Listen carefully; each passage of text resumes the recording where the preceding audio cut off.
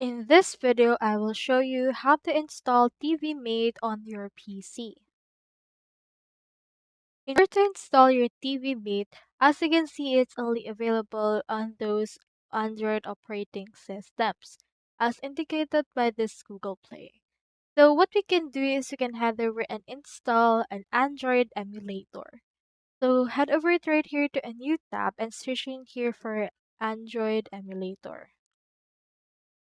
So we should be able to see in here several Android emulators. As you can see, using this allows you to run Android application and games on a computer. So I recommend you to use BlueStacks right here. So from your BlueStacks, you can head over and click onto this search and then search in here for TiviMate.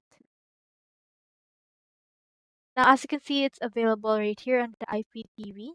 You can click onto this run right here and it will actually prompt the download of BlueStacks, and you can head over and then use TiviMate once you have actually installed BlueStacks.